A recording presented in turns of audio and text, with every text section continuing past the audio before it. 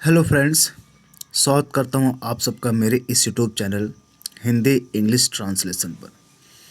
जैसा कि दोस्तों मैंने आप लोग से कहा था कि आप लोग का ट्रांसलेशन अगर नहीं आ रहा है तो उसका मेन कारण है कि आप इंग्लिश की बेसिक समझ नहीं रखते हैं।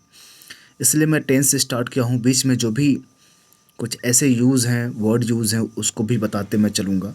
ठीक है, तो चलिए हम लोग स्टार्ट करते हैं टेंस। ये बहुत ही बेसिक से स्टार्ट होगा दोस्त, बहुत ही बेसिक से। मतलब जो लोग अभी तक नहीं जानते थे टेंस क्या है क्या नहीं है, मतलब कैसे पढ़ना कैसे समझना नहीं जानते थे, उन सब के लिए बहुत ही इम्पोर्टेंट होगा। ठीक है, चलिए हम लोग स्टार्ट करते हैं टेंस। देखिए आपके फिगर पे लिखा ही है इस पर, tense and their forms. Tense and their forms, ठीक है। काल एवं इसके रूप, काल एवं इसके रूप, ठीक है। हम टेंस को ही हम काल कहते हैं, ठीक है। टेंस को हम टाइम नहीं कह सकते हैं। टाइम एक छोटी सी अवधारणा है और टेंस बहुत बड़ी अवधारणा है, ठीक है। टाइम टाइम जो है, टाइम तो हर समय टाइम है। टाइम, हाँ ये सॉरी गड़बड़ हो गई। टेंस बहुत बड़ा कॉन्सेप्ट है। ये टाइम टाइम तो बहुत पहले से चला आ रहा है, आगे कितना जाएगा कोई पता नहीं है। लेकिन टेंस में क्या पढ़ते हैं, जो हमारे पास सेंटेंस आते हैं उसको कैसे हमें कैटेगरी में डिवाइड कर दिया गया है। तो टाइम बहुत बड़ा कॉन्सेप्ट है। हम टेंस पढ़ते हैं तो हम काल देखेंगे, जिस काल के बारे में बात कीजिए उसके बारे में देखेंगे, और इसके क्या रूप हैं इसके बारे में देखेंगे, ठीक है। तो चलिए हम लोग आगे बढ़ते हैं टेंस को।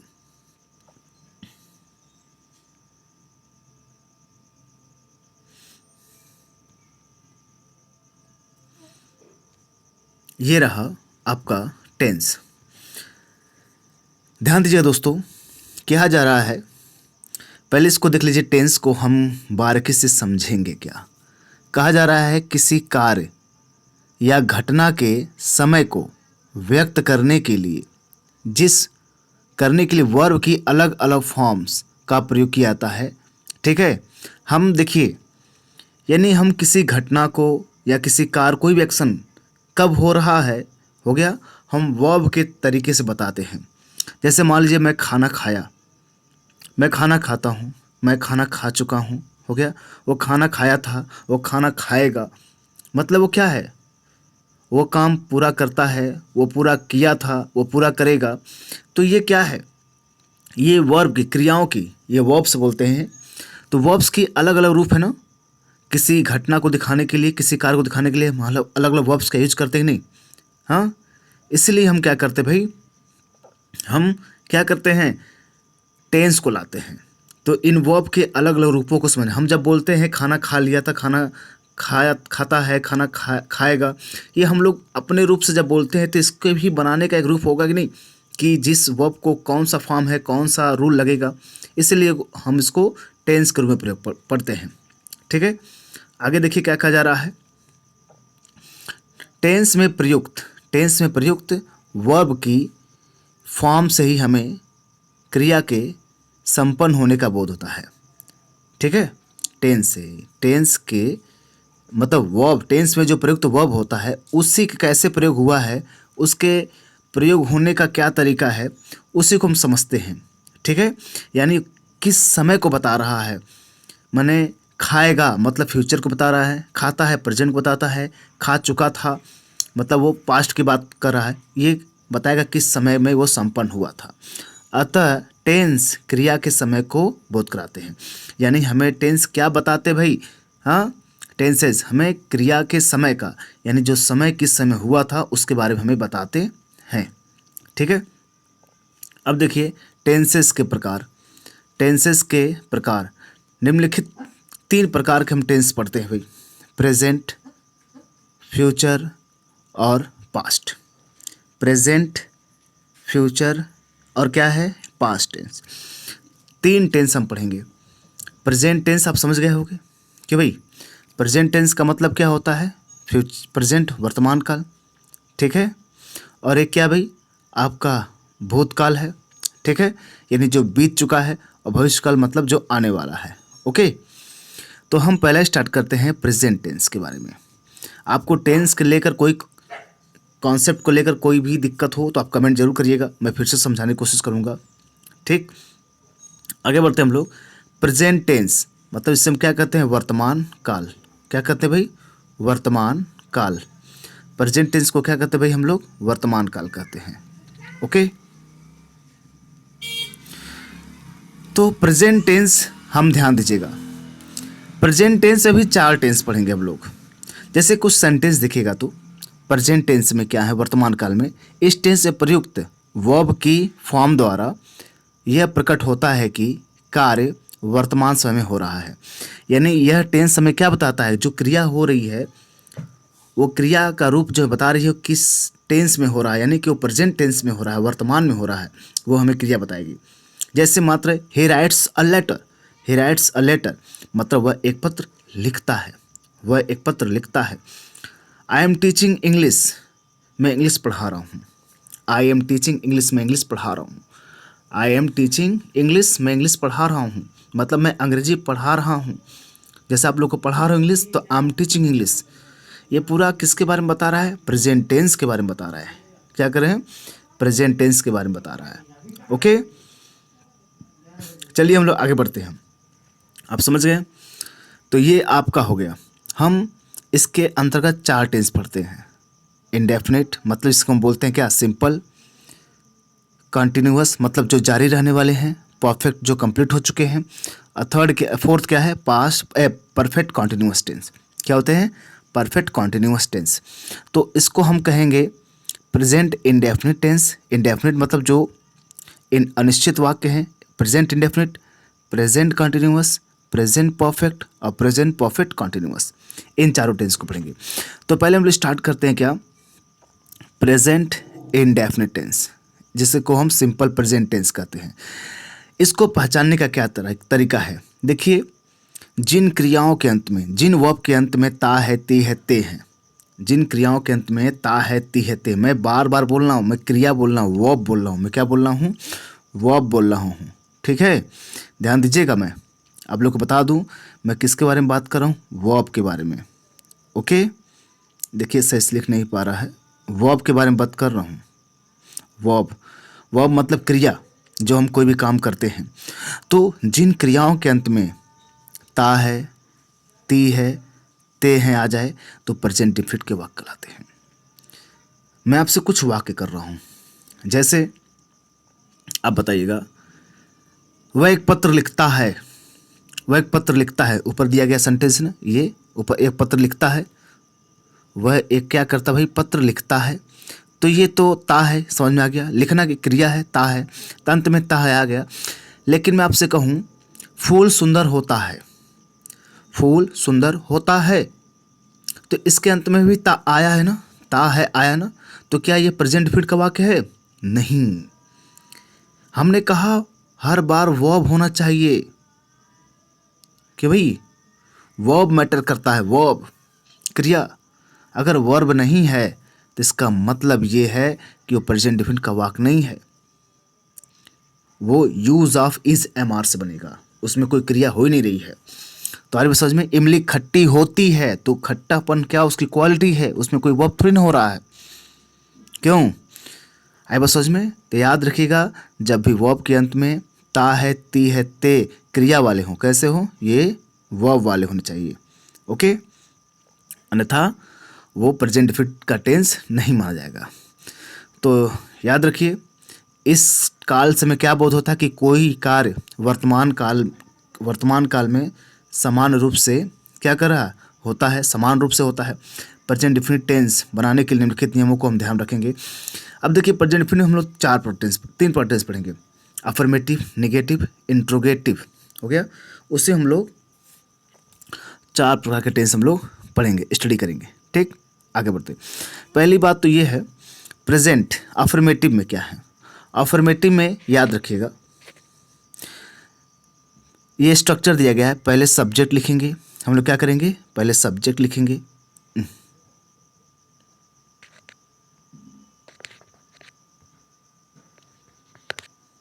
देखिए पहले हम लोग सब्जेक्ट लिखेंगे। अगर सब्जेक्ट सिंगुलर रहा, अगर सब्जेक्ट सिंगुलर रहा मतलब ही, सी इट, हो गया ही सी इट या अदर। अगर कोई सिंगुलर रहा, क्या रहा? सिंगुलर। पहला रूल क्या करा है? इस पहला ए देखिए, मैं पहला रूल पढ़ा रहा हूँ ये वाला, ठीक है।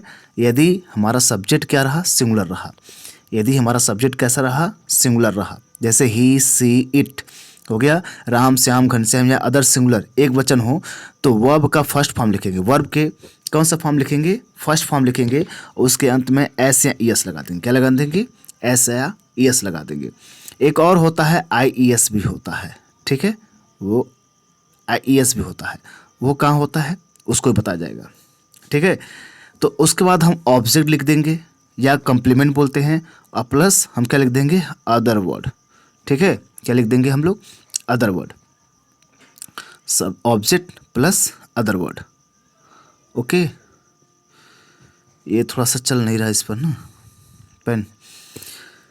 अरे बस सोच भाई, तो ये रहा। तो हम लोग पहले, अगर सब्जेक्ट हमारा सिंगुलर रहेगा, अगर हमारा सब्जेक्ट क्या है? सिंगुलर है, ही सी इट है, तो उसके वर्ब के फर्स्ट फॉर्म में एस एस लगा देंगे, ऑब्जेक्ट लिख देंगे, और प्लस हम क्या कर देंगे भाई? अदर वर्ड लिख देंगे, ठीक है। अदर वर्ड लिख देंगे। अब देखिए, अगर हमारा सब्जेक्ट प्लुरल हुआ, बी देखिए, जैसे आई वी यू दे हुआ, आई वी यू दे हो गया, आई वी यू दे, ये प्लुरल हुए, या राम श्याम घनश्याम हो गया, दो या दो से अधिक लोग हों, प्लूरल हों, तो उसके फर्स्ट फॉर्म को बस लिखेंगे, उसके फर्स्ट फॉर्म को ही लिखेंगे सिर्फ। उसके बाद हम ऑब्जेक्ट लिख देंगे, उसके बाद अदर वर्ड लिख देंगे, ओके। ऐसा क्यों करते हैं दोस्तों? मैं आपसे पूछ रहा हूँ, रन,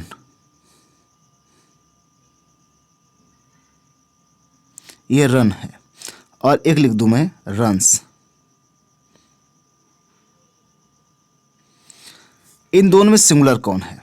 मैं आपसे पूछूं, इन दोनों में सिंगुलर कौन है? ओके, तो आप कहोगे सर सिंगुलर ये है रन, लेकिन ये गलत है। रन्स सिंगुलर है।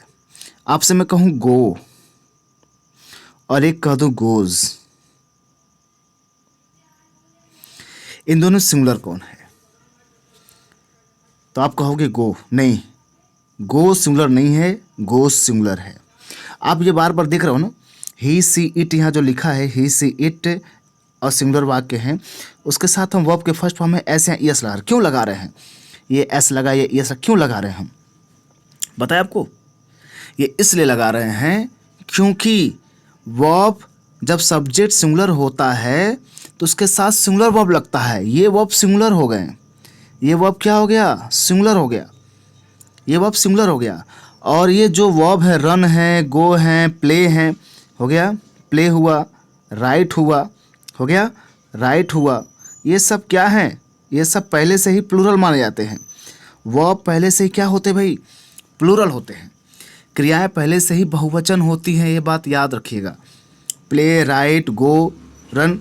इसलिए सब्जेक्ट वर्ब एग्रीमेंट ये कहता है कि अगर सब्जेक्ट प्लूरल है तो वर्ब भी प्लूरल होगा।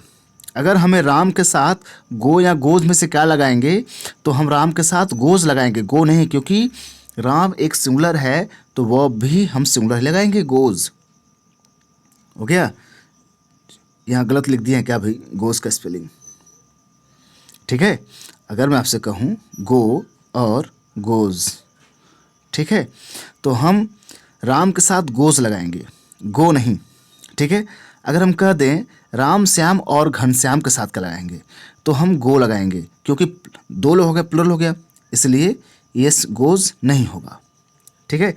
अगर मैं ये कहूँ प्ले, प्ले, और एक है प्लेज। अगर मैं ही के साथ क्या लगाऊंगा?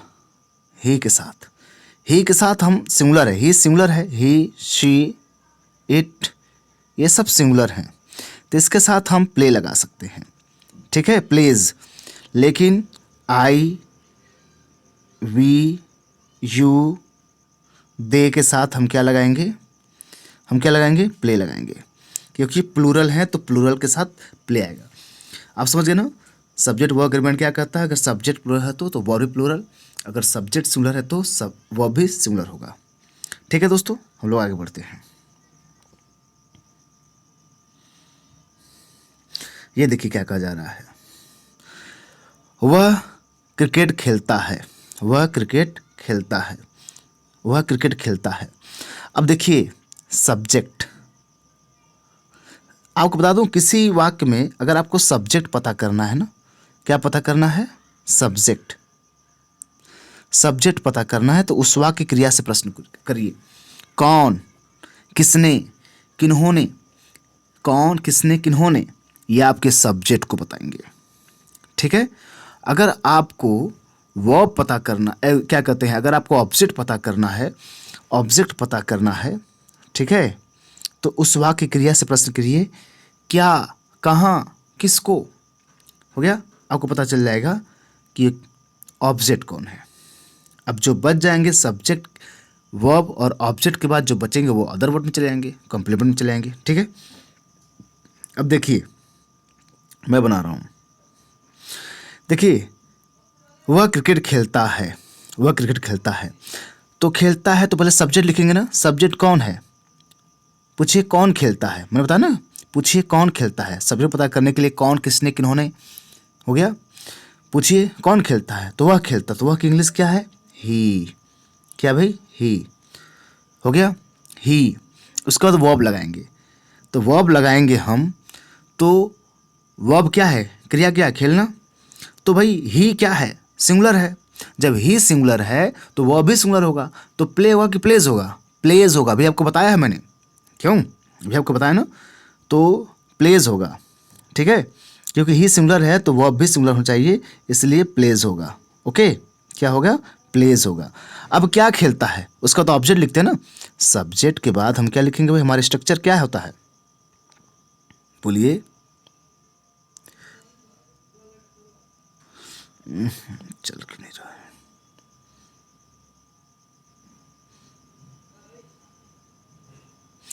एक सेकेंड गड़बड़ हो रही है, आप सुनते चलिए ध्यान से। सब्जेक्ट के बाद हम वर्ब लिखेंगे, वर्ब के बाद ऑब्जेक्ट लिखेंगे, तो हमारा सब्जेक्ट वर्ब हो गया, क्या खेलता है भाई, उसके बाद ऑब्जेक्ट क्रिकेट खेलता है, तो ही प्लेज क्रिकेट। पूछा जाए कहाँ, अगर और भी पूछा जाता वो पार्क में खेलता है, he plays cricket in the park, in the park या एट पार्क भी कर सकते हैं, हो गया, इन द पार्क।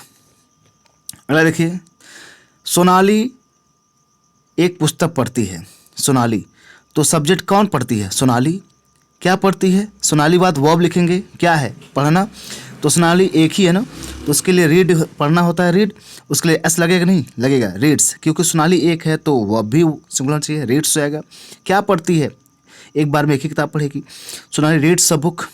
ओके, देखिए वे क्रिकेट खेलते हैं, वे क्रिकेट खेलते हैं, क्या बोलेंगे, वे क्रिकेट खेलते हैं, तो वे के लिए क्या बोलेंगे, दे। अब उसके साथ हम वर्ब लगाएंगे प्ले, प्ले मतलब खेलना होता है, लेकिन जब दे प्लूरल है तो इसके साथ हम बताते हैं वर्ब्स पहले ही प्लूरल होती हैं, यानी दे प्लूरल है तो उसके साथ प्लूरल वर्ब ही आएगा, वो कौन होगा, प्ले ही होगा। ठीक है, वो क्या होगा, प्लूरल ही होगा, समझे नहीं, तो they play cricket, they play क्या खेलते हैं, क्रिकेट, दे प्ले क्रिकेट, इसलिए एस नहीं लगेगा, प्ले रहेगा से।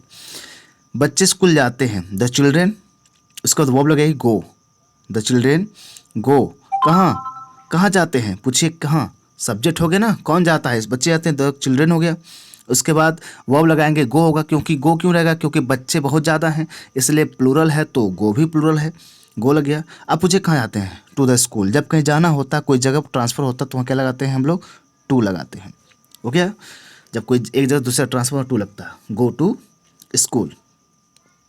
नेक्स्ट देखिए, देखो दोस्तों ये सब प्रेजेंट इंडेफिनिट के, और भी हम टेंस बनाएंगे प्रेजेंट इंडेफिनिट, आप टेंशन मत लीजिएगा, जब पूरा टेंस खत्म हो जाएगा तो उसके बाद मैं आपको करीब 50-60 टेंस क्वेश्चन में आपको प्रैक्टिस करवा दूंगा, बस आप लोग चैनल से बने रहिए।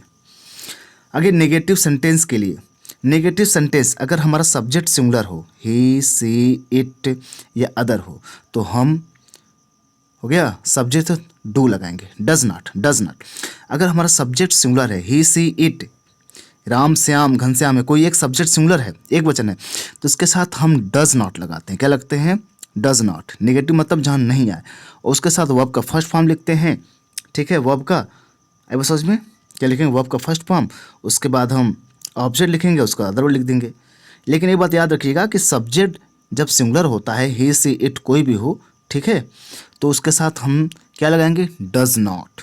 अगर हमारा वही सब्जेक्ट प्लूरल हो, आई वी यू दे होगा, प्लूरल होगा तो डू नॉट, क्या होगा, डू नॉट। उसके बाद वर्ब का फर्स्ट फॉर्म लिख देंगे, वर्ब लिख देंगे, ऑब्जेक्ट प्लस अदर वर्ड, ठीक है। आगे बढ़ते हम लोग।